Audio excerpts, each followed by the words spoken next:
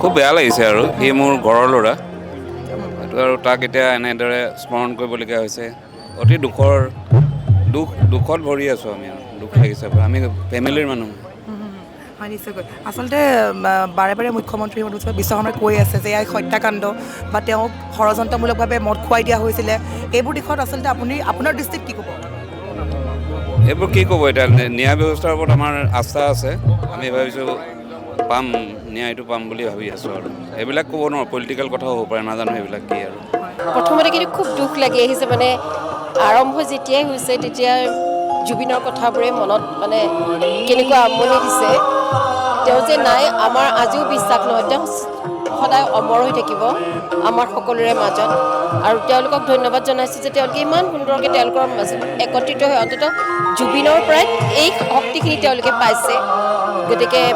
তেওঁৰ গীতবোৰ তেওঁৰ কথাবোৰ যাতে চিৰদিন থাকি যায়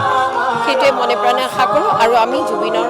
ন্যায় বিচাৰোঁ আৰু জুবিন গাৰ্গৰ ন্যায় ক্ষেত্ৰত ভাবেনে ন্যায় পাব বুলি ভাবেনে আশা কিন্তু আছে নিশ্চয় ন্যায় পাব কাৰণ এটা ভাবিব নোৱাৰা অনাকাংক্ষিত এটা ঘটনা অন্ততঃ জুবিনৰ নিচিনা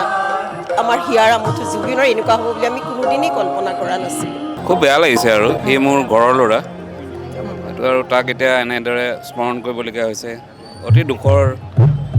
দুখত ভৰি আছোঁ আমি আৰু দুখ লাগিছে আমি ফেমিলিৰ মানুহ হয় নিশ্চয়কৈ আচলতে বাৰে বাৰে মুখ্যমন্ত্ৰী মহোদয় বিশ্বকৰ্মাই কৈ আছে যে এয়া হত্যাকাণ্ড বা তেওঁক ষড়যন্ত্ৰমূলকভাৱে মদ খুৱাই দিয়া হৈছিলে এইবোৰ দিশত আচলতে আপোনাৰ দৃষ্টিত কি ক'ব এইবোৰ কি ক'ব এতিয়া ন্যায় ব্যৱস্থাৰ ওপৰত আমাৰ আস্থা আছে আমি ভাবিছোঁ পাম ন্যায়টো পাম বুলি ভাবি আছোঁ আৰু এইবিলাক ক'ব নোৱাৰোঁ পলিটিকেল কথাও হ'ব পাৰে নাজানো সেইবিলাক কি আৰু প্ৰথমতে কিন্তু খুব দুখ লাগি আহিছে মানে আৰম্ভ যেতিয়াই হৈছে তেতিয়া জুবিনৰ কথাবোৰে মনত মানে কেনেকুৱা আমনি দিছে তেওঁ যে নাই আমাৰ আজিও বিশ্বাস নহয় তেওঁ সদায় অমৰ হৈ থাকিব আমাৰ সকলোৰে মাজত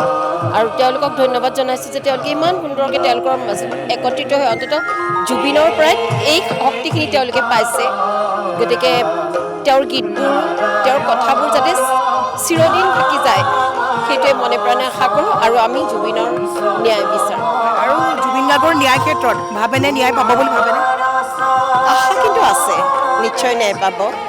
কাৰণ এটা ভাবিব নোৱাৰা অনাকাংক্ষিত এটা ঘটনা অন্ততঃ জুবিনৰ নিচিনা আমাৰ হিয়াৰ আমঠু জুবিনৰ এনেকুৱা হ'ব বুলি আমি কোনোদিনেই কল্পনা কৰা নাছিলোঁ